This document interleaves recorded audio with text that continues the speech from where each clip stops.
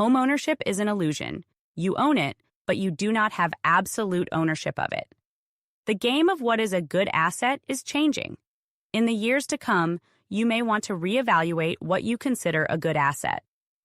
Once it was wise to own a home. Is it still? I don't think so.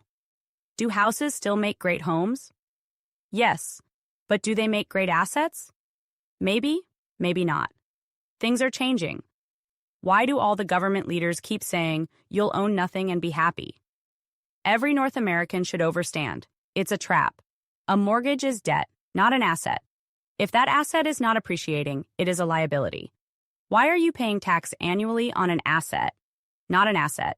It's a loan that you already paid tax on. With the money you already paid tax on, the entire globe will move to a usage model over an ownership model in the next decade. Mathematically, few homes make sense to own. As Grant Cardone preaches, own what is a good investment and never own where you live. For you don't actually own your home. No one does in Canada, at least. The traditional notion of home ownership is undergoing a significant reevaluation. The reality is that when you own a home, what you actually possess is more akin to a right of use. In Canadian law, the right of use for a home means you have the legal right to use and enjoy the property, but you don't actually own the land it's on. This means you can live in, modify, or rent out your home, but you still have to follow certain rules set by the landowner or governing authorities. In American law, the concept is similar. This has always been the case and no one seemed to mind.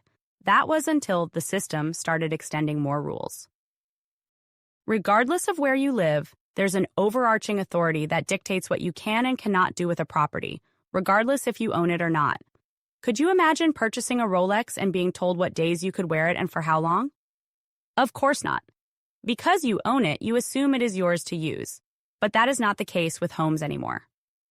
The concept of owning a home, once considered a sound investment, is now fraught with restrictions.